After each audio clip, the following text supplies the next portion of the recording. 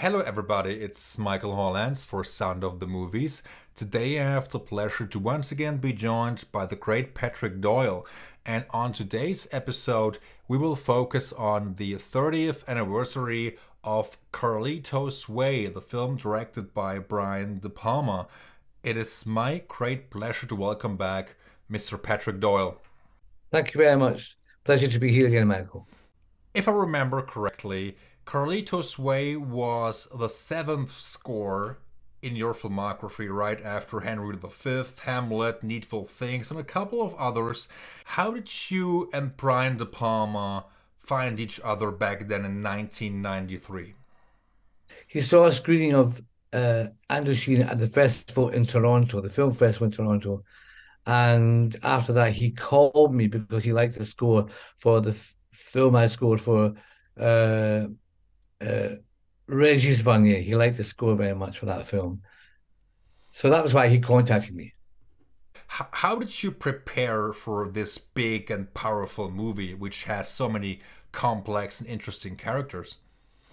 Andrew Sheen was a big film, and Henry V was a challenge, and so indeed was Needful Things. And Dead Again was a big challenge. So by the time Brian De Palma's computer, I really had a crash course in challenging the scores. But I did learn a lot from Brian De Palma because one particular scene, I was pushing the scene too much with the music, and it showed a bit of an experience. And he said, "Can I just say that I feel you're maybe telegraphing my story a bit?" Uh, so after that, I looked much closer at the picture, which we talked about. It was only on one occasion, but he was very happy with the score, and he was very generous because he said there's a movie, and it was completely cut, and he said go, not completely, almost completely cut, some minor changes, and he sent me away just to say, on you go, write the score. Uh, I I asked him, don't you want to hear some of the music before the sessions? No, no. I reckon I've hired you. I'm sure you can do it. So I asked him, do you mind, please, if when I come up with some themes or whatever, that I perhaps come to New York and watch some filming? And so, in fact, no, it wasn't cut. They were still filming. So, and cutting as they were going along. So he agreed, yes. So I went to New York. I watched the scene where Carlito was walking through the street to Gail's dancing class, and the camera's looking down from the building across the way. A marvelous scene with lots of rain and dozens of cars from 70s. It was an extraordinary experience. So that was a very. I played the opening of the film, which I'm sure you're familiar with, and he loved it very much.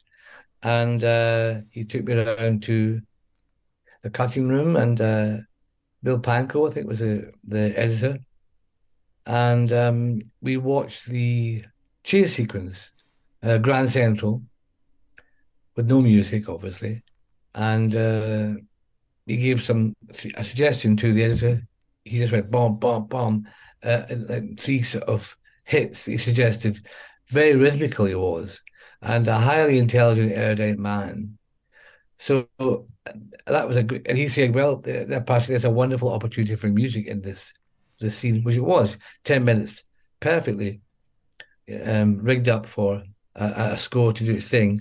So it was challenging to write the score, but in fact, I finished the score well in time because he let me get on with the score, and he wasn't breathing down my neck. He very much believes in allowing the composer to do his or her thing. At least in my case, that's what happened. So I'm very fortunate, and it's a marvelous, marvelous picture, and each generation seems to love it. Yeah, absolutely. And you just mentioned that he basically let you do your thing. How much time did you actually have to write the whole score? I wrote it in 4 weeks. It's such an iconic film, and it features stellar performances, by Al Pacino, Penelope Ann Miller, Sean Penn is in there, so great acting. I think the opening really sets the tone. And it's interesting because the opening of the film basically is also the ending of the film, but Hmm. you don't know how Al Pacino's character got there. So Hmm. it's a beautiful shot, and Brian De Palma really is also known for his great cinematography and camera work and how everything got together. And what I really love about your score is how it portrays the characters and the events on the screen, and it's very emotional. It's really sad. So there is nothing really uplifting about the story, because you know that eventually the character will have to endure terrible things. What made you feel attracted to the story and the characters? Well, it wasn't a question of being attracted to the story. You don't exactly turn down the opportunity to work with Brian De Palma. So that was what attracted me to this story. It was a film by Brian De Palma. So there was no question. He's an auteur in the true sense of the word, and a unique and maverick filmmaker. I knew that before then, and even bore I designed on being a film composer when I was young. Had watched Carrie, obviously, and The Untouchables. I think was when was it, The Untouchables? What year? 1987. Yeah, that was before I started writing film. So that was a terrific picture. So obviously we were all aware of how wonderful a director he was. But what is amazing about Brian De Palma, he's an extremely musical man, as well as being well read and very artistically informed in all the art forms. So it means it's a challenge for anyone to work with him, because you better have a good knowledge of the arts in general before you work with him, because his references are very erudite and very informed. But he's a if you notice that opening of that film, it's audacious because it does almost tell the story. So it really does tell the story in the end, and to have the confidence to know that the audience will forget that, and then it will all tie up at the end. Extremely confident and audacious. I can't remember if it's that shot or it's the shot where he's running down to the platform in Grand Central, and the guy who shoots him, I forget his name. At the end, Which Benny Blanco and yeah, John yeah, but Leguizamo, yeah. yeah, when Benny Blanco is running, you don't realize until you watch it a few times that when he's running to the side of the camera with one arm missing from the sleeve of the coat is Benny Blanco. He's running along with him. Now, for him to realize the audience won't be watching him, they'll be watching Al Pacino's character, is quite brave and quite audacious. So that itself, I never clocked that the first couple of times I watched it when I was writing the score. So it's very impressive the way he frames, and it has people walking oddly. Although it looks normal on the screen, but if you look at it, they're actually walking up the side of walls to allow the main character to walk through the corridor. So you wouldn't do that. You'd walk in the middle and you would go out the way. But it still seems very natural. Yet when you study it, it's quite unnatural the way people walk past main characters when they're walking down a street or a corridor, whatever. So that was it's very interesting to study his filmmaking, and you really have to study it because he actually said to me, "Look, you have to look even closer at my film. There's a lot more going on than you think." Yes, there's more to it than meets the eye. Absolutely. When you started working with Brian and you worked with him once, you basically joined the club of several elite composers. I mean, he had worked with Pino Donaggio, he had worked with John Williams, Ennio Morricone, Mark Isham, and Yeah. then Danny Elfman later on. So it's a group of great composers, and he seems to at least that's my perception, because whenever I watch his films, music also really stands out, and I get the impression that he seems to bring out the best in his composers and the best of his collaborators. How do you think he manages to do that. I mean, I know that Brian is a very intelligent person who is a master filmmaker, but how does he do that? Well, he hires people who are clearly very dedicated and and very passionate about their work. I would think, at least in my case, that was the case with regards to myself. Um, but yes, as you say, he's a very informed man and loves music and knows the value of a film score in a good film. And if I remember correctly, one of his first pictures was a film with Bernard Herrmann. Hmm.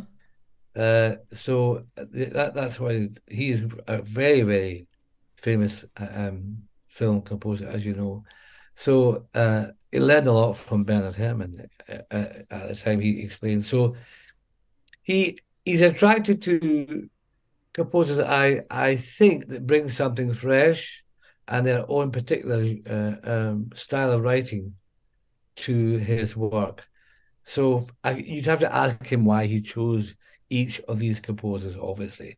But I think, generally speaking, he likes to hire an experienced hand that can just get on with the job.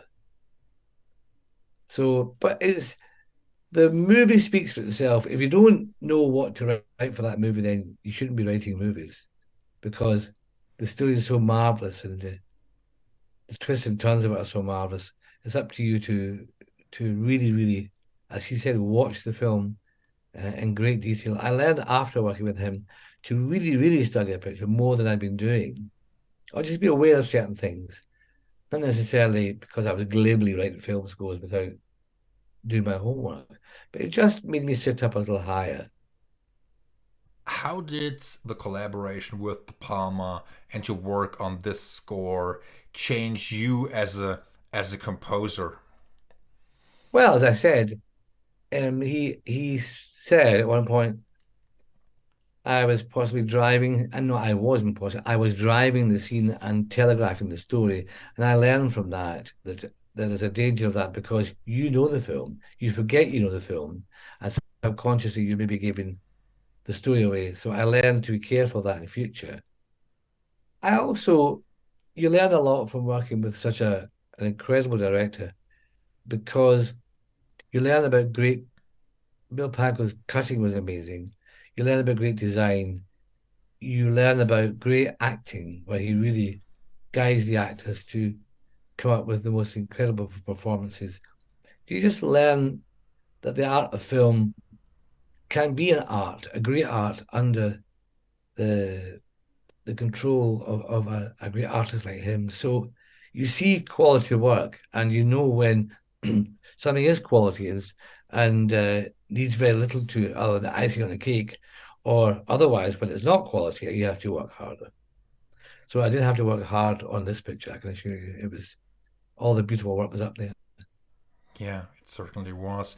And Patrick, would you say it was more difficult to handle the complicated characters and to find an approach for them musically, or to score an elaborate sequence such as the subway chase, for instance, which was just absolutely brilliant and marvelous?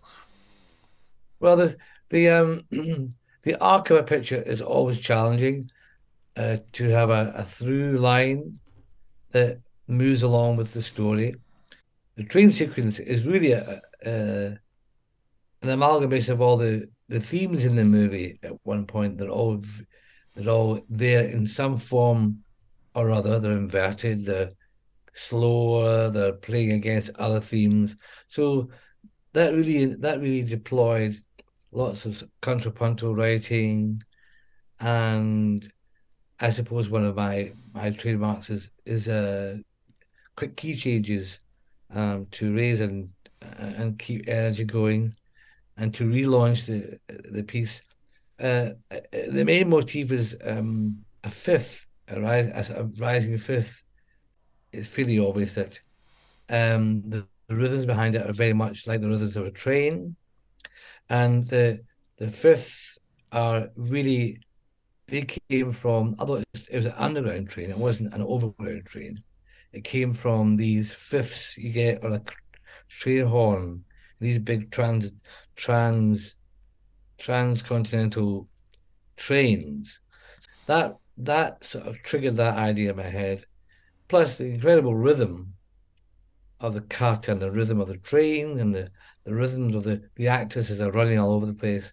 So and the peaks and troughs of the drama, sometimes it would calm down and then it'd be rushing along. So it was my job to keep that high octane energy going. It really was, as he said, a gift for a composer.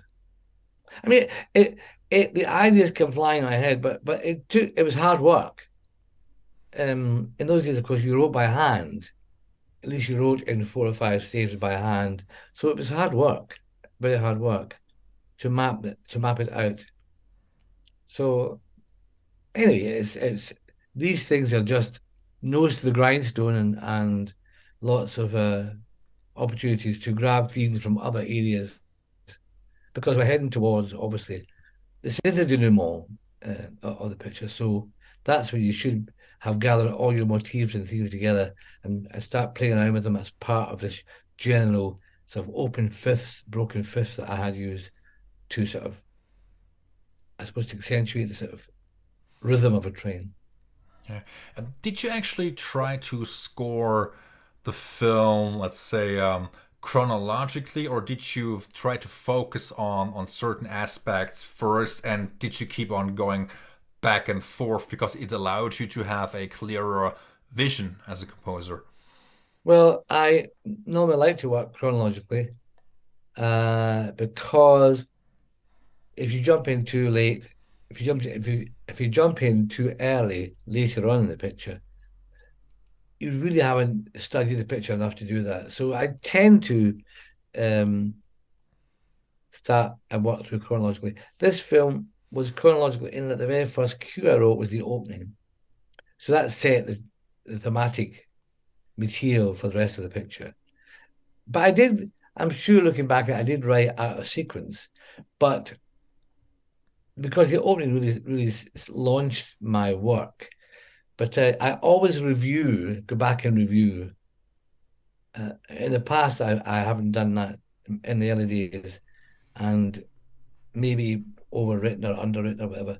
So it's good to review every 3 or 4 days. You review your work and run them all together against the picture with demos, etc. That way, you get to realize, oh, that's probably too busy there. That's not. We don't need music there. Or, you have to have. You need time to think, thinking time to think and reflect on it. Yeah, thank you, Patrick. And oftentimes the film is in flux, and sequences on scenes get re-edited, and of course, oftentimes the composer needs to revise his cues, and there are many versions that you or somebody else needs to write. How do you know that you have cracked a scene? When are you completely satisfied with what you have brought to paper? Well, sometimes you can't really quantify that other than a gut instinct. It's also your taste in films and what you feel this film needs. I mean, presumably you've listened to the director, you've discussed what their vision is and what they expect, and that gives you a sense of what their taste is. Because there's a million ways as you can score a picture. Three composers will write 3 complete different scores and take the instructions, and as long as the music it does the job of creating energy, enhancing the scene, making it maybe playing against the scene if that's required. These are all based on the expectations of the filmmakers, but it certainly, if it feels right and it feels instinctively, that's your strongest confirmation is your instinct. If you have a good musical instinct and music and drama instinct, then that's your own personal bar test. But ultimately, when you show it to the director, they may feel as he did with that one, just one cue. He loved the opening when he heard the elegy. He thought it was great. So you've got him crying, you've got the audience here. That's going to be fabulous. Um, But after that, that was the. In fact, what was interesting, was that there was a scene in the toilet where he was hiding the gun and everything else, and there was no music spotted, and I wrote a little gentle music cue to it. He turned around and said, "Did we have music here?" And I said, "No." I said, "Do you like it?" "Yeah, keep it. I like it." So I instinctively felt it could do with something. It was not absolutely necessary, but I thought it helped, to lift the tension, to accentuate the tension. So it's really a suck it and see with films. Sometimes, I mean, when you watch the whole film together with demos, which these days you can, then you can see where it's maybe too big or too small, or it needs something else. But that's the best way to do it, and it's good to play it to filmmakers maybe 10 minutes at a time, 15 minutes at a time, give them a sense of the whole score.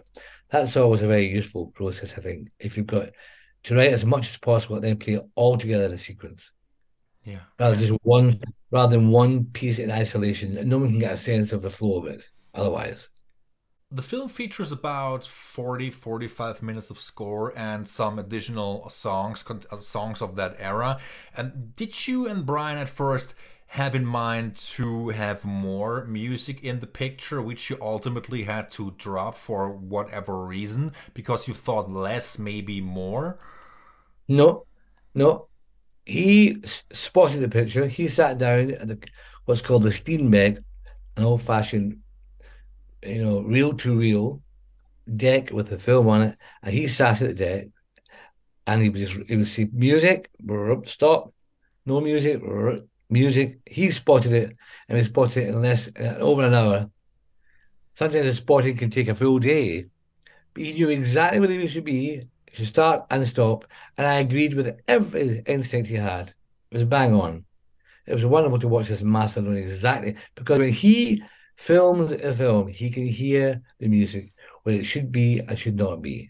He's already in his head worked out where the music will be doing its job. Yeah. So there was no dropping of music or adding music apart from my suggestion.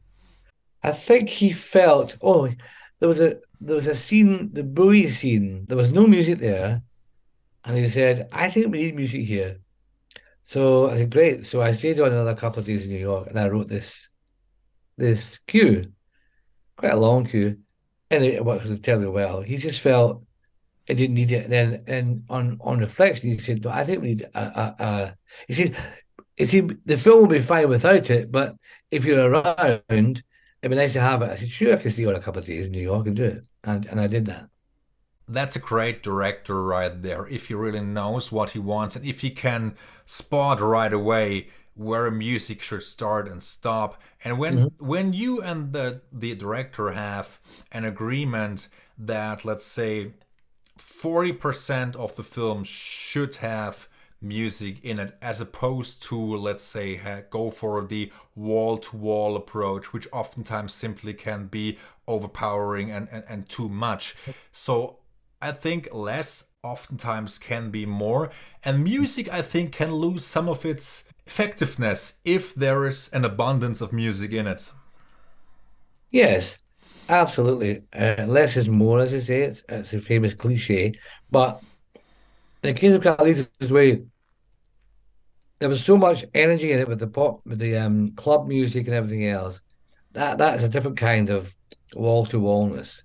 It was a fairly busy music score, having these two worlds, the symphonic music and the world, the world of the period, the music of the period, and inside the club. So, but that was he very carefully had thought about where the music should be in between all of this more contemporary music. It never interfered with my work. It helped me in a sense that it just established the kind of world these people listen to all the time. So it was nice to be able to create a new world for the characters away from that intense pop, not pop. I hate the word. It's not contemporary. music that inhabit the club and that energy. It was a different energy because he was trying to reinvent himself and change himself. So that was a different story, and I felt that music, the score I scored, the symphonic music I scored, the elements of jazz and New York touches to it. Um, would give you a slight flavor of New York, but the symphonicness would drive the story, the outside the club story, as it were. Would you say, Patrick, that Carlito's Way stands as one of the best and most important scores of your whole career? Well, I think so. I think so, without a doubt. I'm very proud of working with Brian De Palma. I'm very proud of the score, and I'm very, very thrilled that each generation they discover this film. It's become a sort of gangster classic. That and Donnie Brasco. No, I'm very, very thrilled to have worked for Brian De Palma number one and Pacino. So it was a real. I mean, once you've done that, you can't. It doesn't get any better. It doesn't get any better. That's a wonderful, wonderful piece of art. It is a piece of art. It's a beautiful piece of art, and I recognized that from the get-go. As soon as I saw the picture, I thought this is extraordinary.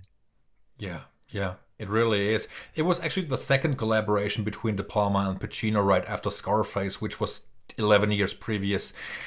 I think it's a wonderful movie, and it's not necessarily over the top. It's not a particularly violent film, even though it has its moments Mhm. in that department. But I really feel it's about the characters. It's about storytelling. It's a very touching and sad story about a person who really wants to find a way out of his previous life, and unfortunately he gets dragged right back into it. So it's a really interesting story, and of course, Brian De Palma knows how to tell one, and you certainly know how to tell one musically. Well, the film is a classic film now. There's no question. It's become a classic film, and the kind of film that Sense and Sensibility has become a classic movie, and Harry Potter.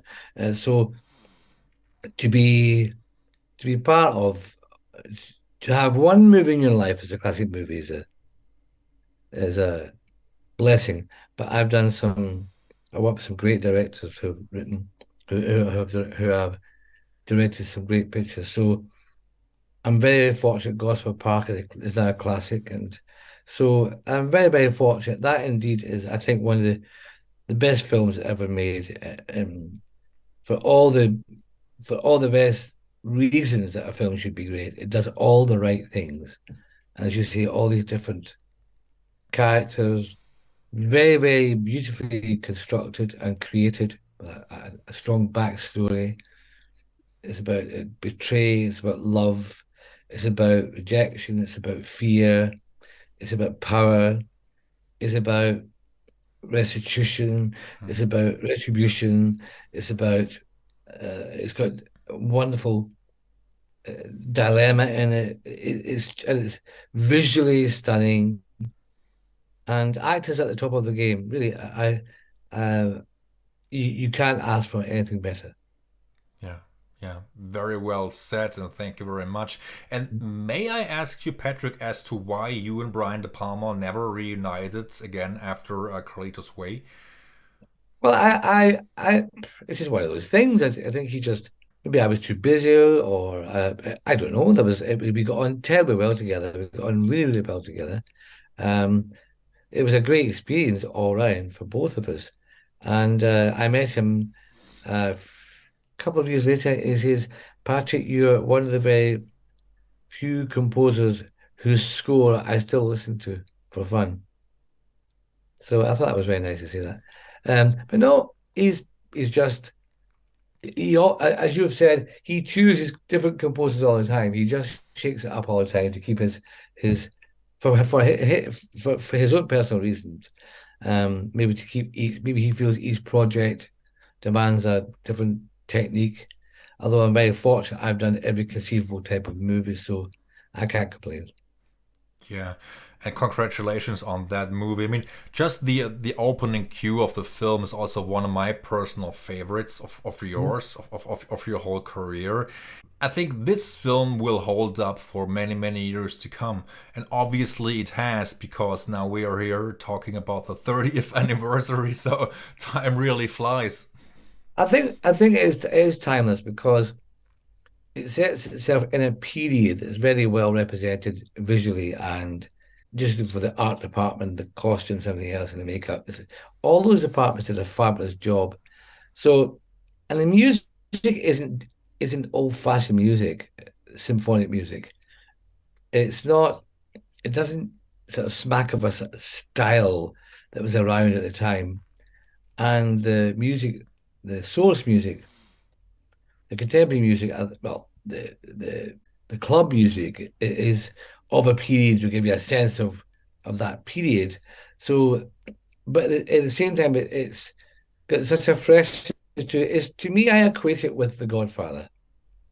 The Godfather is a period piece in terms of visually. It's set. It goes through a few decades of time, but the filming is classic filmmaking. It's interesting. I wrote a score for it's going to be performed again in February in Glasgow. I'm working with young students, the junior students of the Royal Conservatoire of Scotland, where I went to as a junior student.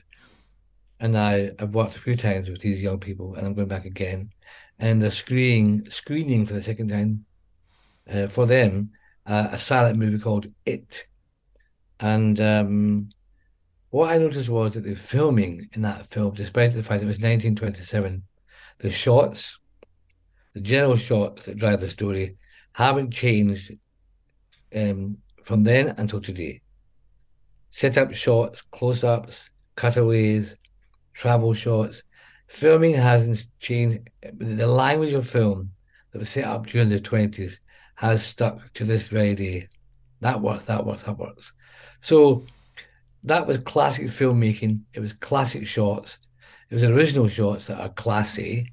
So he would take the language of filmmaking that everyone's familiar with, and he would give it his own twist. So I think that's the reason. Those are the reasons why the film hasn't dated. It's it's original, unique filmmaking. I mean, if you look at Mission Impossible, it still stands up as a fabulous picture. Fabulous. Yeah. So he just knows how to put a camera, or where to put a camera. He knows exactly what to do. You better know as much as possible before you work with him, I can assure you. So, do you think he can see right through somehow? Absolutely. He's nobody's fool. He's as sharp as a tack. No, no. He was very complimentary, and I met him shortly after, about a couple of years afterwards, and I'm thrilled and very proud of that score. My son absolutely loves it. He's now in his early 30s, or just 30, and all his mates loved it. And I know that even today, the late teens love that movie. So it's still out there. It's still a classic. It's like The Godfather. Every time I pass The Godfather, it's on TV or whatever, I thought I'll sit there for 5 minutes. And instead it was half an hour later, I thought, oh my goodness, I'll just watch the rest. It's just wonderful, wonderful, wonderful filming. Yeah, absolutely. I couldn't agree more. And thank you, Patrick. And is there anything else on your mind regarding Carlito's Way, Brian De Palma, or perhaps any upcoming projects that you might want to share with me? No, I'm fine. It was lovely to talk about that picture, and it's I'm very proud to be part of it. Patrick, thank you so very much for taking the time out of your schedule. I really appreciate that, and I had a great time catching up. And I hope you enjoyed Okay. and I hope you enjoyed the conversation as well. That was great. It was nice to talk about a lovely picture. Thank you very much, Michael.